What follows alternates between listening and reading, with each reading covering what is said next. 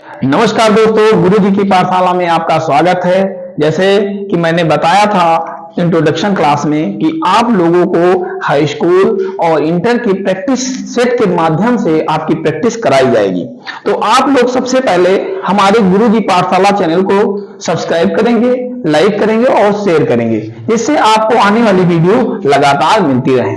सबसे पहले गणित को पढ़ने से पहले आप लोग अपनी कॉपी को निकाल लें और एक पेन ले लीजिए, जिससे आपको भी समझ में आए और हम भी जो समझाएं वो आपको समझ में आए। ठीक है, तो बात करेंगे। ये कक्षा 10 का टॉपिक है भैया, क्लास 10th का टॉपिक है भैया। ये कक्षा 10 का टॉपिक है। कौन सा? कक्षा 10 का टॉपिक है सांख्यिकी, जो कि आपके पेपर में यहां से क्वेश्चन अगर पूछे जाएंगे तो लगभग 6 से 7 प्रश्न यहां से क्वेश्चन देखने को मिलेंगे, जिससे कि आपको बहुत ज्यादा फायदा होगा इस क्लास से। ठीक है, तो आप लोग पेन और कॉपी ले लीजिए और हमारे साथ सवाल को लगाते चलिए। ठीक, तो सबसे पहले सांख्यिकी में हम एक टॉपिक पढ़ेंगे। सांख्यिकी में सबसे पहले हम लोग टॉपिक पढ़ेंगे समांतर माध्य के बारे में। किसके बारे में पढ़ेंगे भैया? समांतर माध्य के बारे में पढ़ेंगे। किसके बारे में पढ़ेंगे? समांतर माध्य।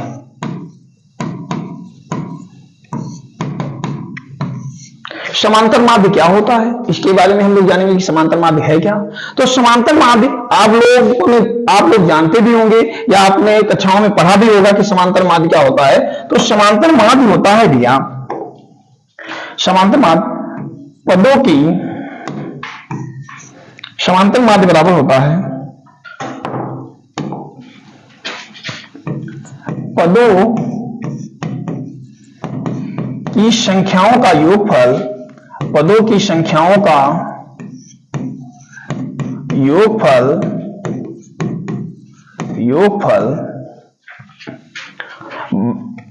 पदों की संख्याओं का योगफल बटे पदों की कुल संख्या। पदों की कुल संख्या।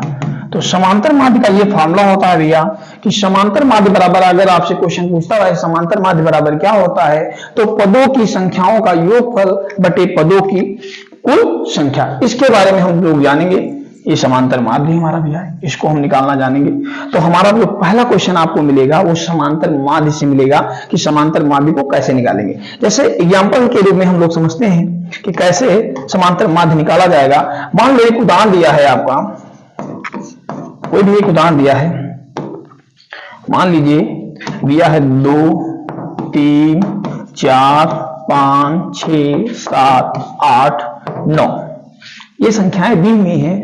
आपसे पूछेगा निम्न संख्याओं का समांतर माध्य ज्ञात कीजिए। तो आप कैसे ज्ञात करेंगे? तो सबसे पहले आपको देखना है कितने पद हैं। 1, 2, 3, 4, 5, 6, 7, 8 कितने पद हैं? तो सबसे पहले आपने गिना कि कितने पद हैं। तो कुल पदों की संख्या जो है आपकी माध्य की समांतर माध्य निकालना है आपको। तो कुल पद कितने हैं भैया?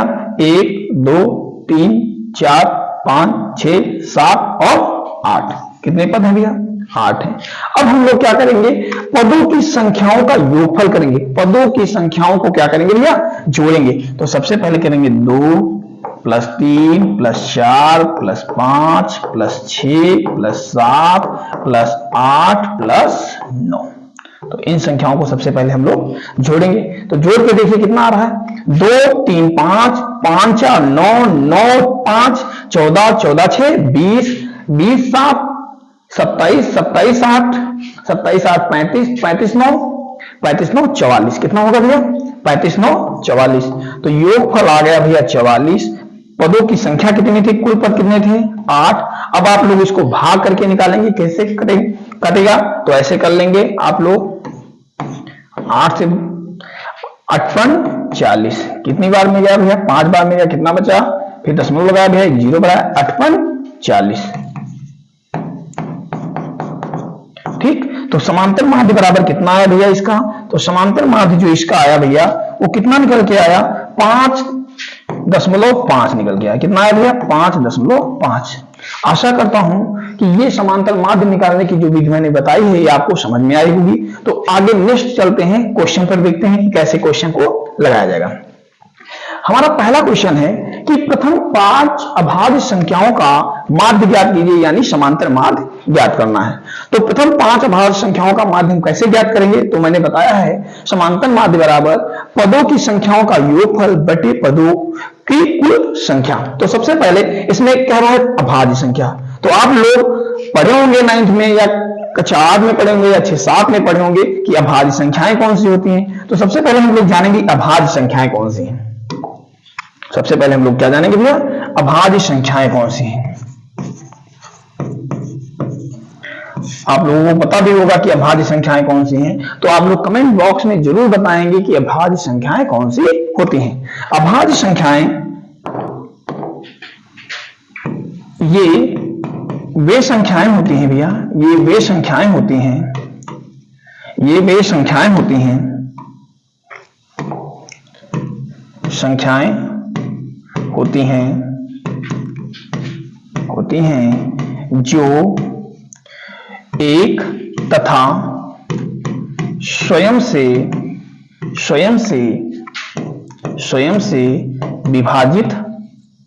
विभाजित होती हैं। अभाज्य संख्याएं कौन सी संख्याएं होती हैं?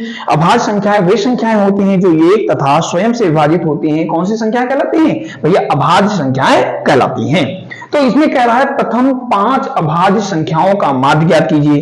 तो अभाज्य संख्याओं की शुरुआत कहां से होती है? एक पॉइंट और याद रखिएगा, नोट रखिएगा, ये भी बहुत जरूरी बात है कि एक को अभाज्य संख्या माना गया है कि भाज्य संख्या माना गया है। तो नोट याद रखेंगे, जब भी अभाज्य संख्या की बात की जाएगी तो एक संख्या ना तो भाज्य है और ना ही अभाज्य है। क्या है भैया? ना ही अभाज्य है। तो इस पॉइंट को भी आप लोग याद रखेंगे, इस नोट को याद रखेंगे। एक ना तो भाज्य है ना ही अभाज्य, इस पॉइंट को भी याद रखेंगे। तो अब जो अभाज्य संख्याओं की शुरुआत होगी वो कहां से शुरुआत होगी? तो अभाज्य संख्याओं की शुरुआत जो होगी, जैसे एग्जांपल के रूप में मैंने बताया, एक ना तो भाज्य और ना ही अभाज्य, तो शुरुआत कहां से होगी? तो शुरुआत होगी भैया 2 से, 5 से, 5 होगा, 2 होगा भैया, 2, 3, 5, 7, 11 ... अंत। ये वो क्या होंगे भैया? अभाज्य संख्याएं होंगी। तो हमको बताना क्या है? प्रथम 5 अभाज्य संख्याओं का समांतर माध्य ज्ञात करना है। तो कैसे ज्ञात करेंगे? तो सबसे पहले हम लोग लेंगे प्रथम अभाज्य संख्या, 5 अभाज्य संख्याएं कौन सी होंगी? तो लिखेंगे सबसे पहले प्रथम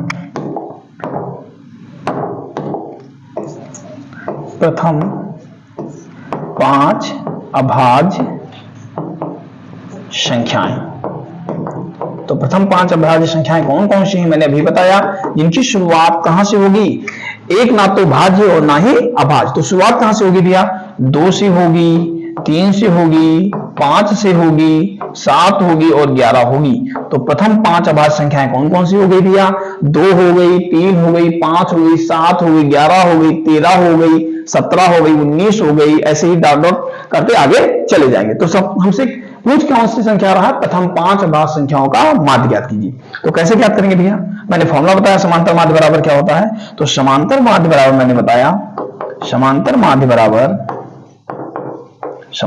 बराबर पदों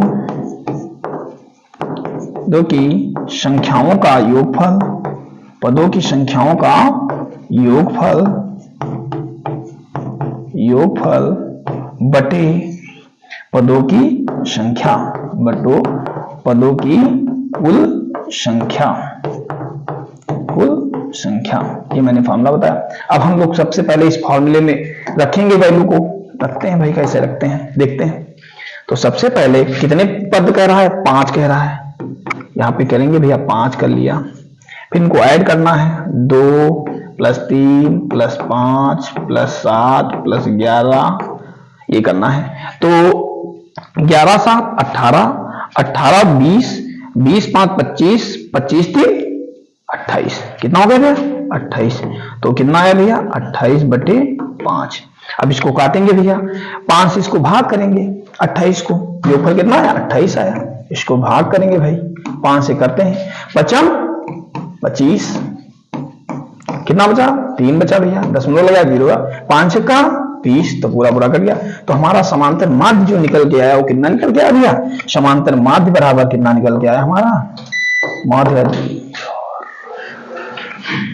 माध्य बराबर कितना निकल के आया 5.6। आशा करता हूं भैया ये क्लास आपको समझ में आई होगी।